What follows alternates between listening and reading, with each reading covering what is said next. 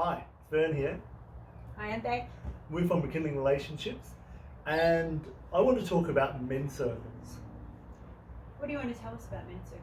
Well, I want to talk about how men's circles have been so good for me as a man wanting to have a network of men around me to talk to regularly. I had a men's circle last night, and it's with a group of men who we've been sitting down chatting with for a few years, probably 3 or 4 years. And in the beginning, we used to sort of hang out and have dinner together and go off to a movie and maybe have a couple of drinks at the pub. And it was just a way for this group of dads who were all very different. It was like I knew these people from lots of different spaces, and it was a way for us all to come together and just chat and hang out. Because I really thought it was important. I thought it was important that I got to have this sort of regular time hanging out with other men. And being a dad, there's so many, work and family, and there's so many other priorities. And I wanted to make that a bigger priority in my life. And then a couple of years ago, I asked these men, I said, I'd like to do a men's circle with us. And it's something which I've been doing at Bendigo and at other gatherings. And a men's retreat is a men's retreat. A men's circle is like an intentional space to share.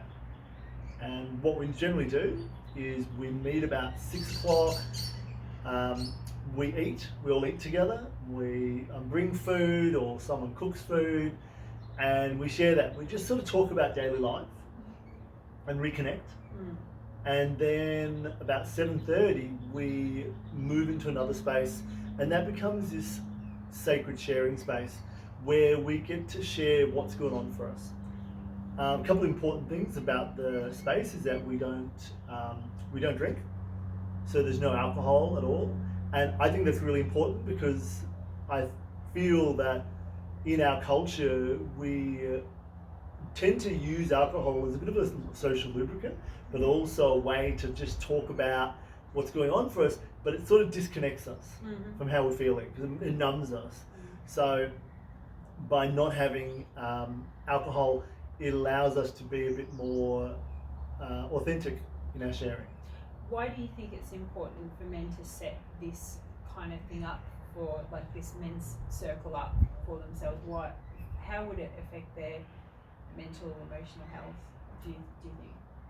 I really feel that, and I'm going to speak as a man, is I really feel for me, having a regular time to catch up and talk about all the things that have been going on for me, and what's hurt or what's upset me or what's been great.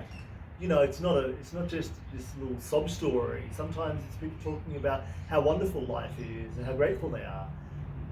But it's a space to be really authentic and vulnerable with other men. And I feel that having that space has improved my mental health. And I really feel it does for everyone in that space, because it actually allows us to speak about the things that maybe we're hanging on to and we haven't spoken. If we have things happening with our partner and we can't actually talk to our partner about it, in that space it might give us a chance to voice it. Yeah. An important part about the men's space, men's circle, is that we're not there to fix each other's problems. So when someone speaks, nobody else says anything.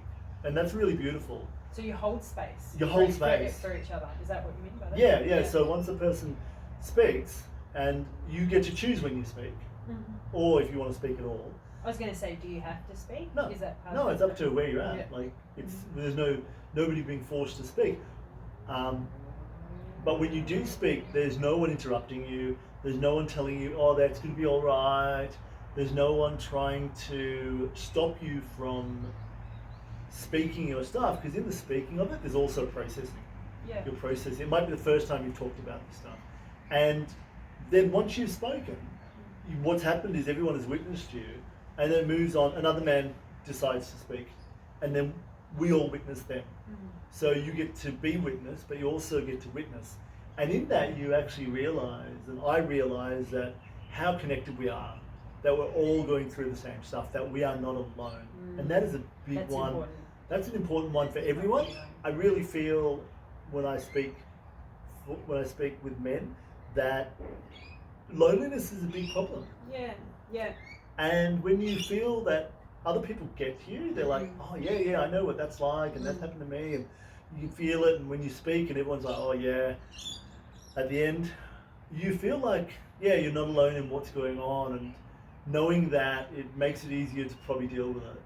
And for example, if there's men out there watching this and this is resonating with them, where they're like, oh, I'd like to be part of something like this, how would they go about setting one up? That's a really good question, because I've done training in it, common ground training, which is immense training, and I've been to lots of places where I've used it. If you've never done it before, I think the first thing is to reach out to other men and say, I want to speak together about the stuff that's going on in our lives. I want some real talk. And that's what I did with these men. I actually reached out and I said, this is what I want to bring. I want real intentional words and conversation, and not just faff, not just blah blah, not just talking about sports or games or this other stuff. Even family, it's actually talking about yourself. How do you feel? What's going on for you? And to bring in some men, it could be 2, it could be 3, 4 men, whatever you like, and find a space together where you can have quiet, and then make sure that you're not drinking, you're not trying to numb yourself. Have something to pass around, like a water bottle or something that allows people to hold on to something. I have a talking stick, and it's just a stick which I've used for years, but it allows people to sort of ground in it, and then they know who's talking. Yeah. And if you're really interested in finding out more, then just please contact me at Rekindling Relationships or Move Forward Mentoring, and I'll happily send you some information and have a chat to you about it and help you set it up. I really believe this is a way for men to help each other heal, and in their healing, the ripple effect of family and children and partnerships and relationships, work, it's massive. And the more we do that, I think the more we heal as a culture and also as a world. Yeah.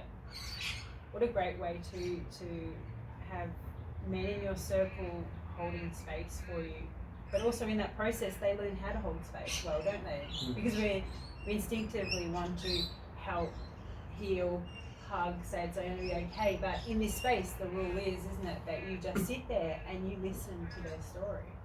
And I think a lot of men won't share their story because they believe that they might not be heard, or they might be emasculated, or they might be made to feel something. But there is so much strength in vulnerability, in being vulnerable. It's like emotional strength. There's a healing in that. There's healing in that. And healing in being able to say your stuff and let it go. And I know that I don't want to get old and look around and all of a sudden there's no men in my life and I'm alone and I'm lonely. Like, I know what happens to men. It's like you've got this nice little community, isn't it, that you meet with of really beautiful men. And I think it's around 10, isn't it? There's probably about 10 men altogether. We generally, when we catch up, there might be 6 or 7 of us who do that, who are there. But have you had feedback from them? Like, what kind of feedback have you had from them about how it's helped them in their life? Oh, they all speak about how they look forward to it, how much they enjoy it, how much it actually gives them a space to be vulnerable, to talk about the stuff going on in their mind, and how much better they feel afterwards. I think that's the really big thing. They feel lighter. Yeah. We all go home and we're all just like, oh, goodness for that. Why did we do that sooner? And to be in a space where it's okay to not be okay. Your life, not everyone has stuff going on in their life. Yeah, and to move past the, oh, how's it going? Oh, yeah, right. Yeah, you go. Yeah, she'll be right, fine. Yeah, whatever. It's actually, how are you going?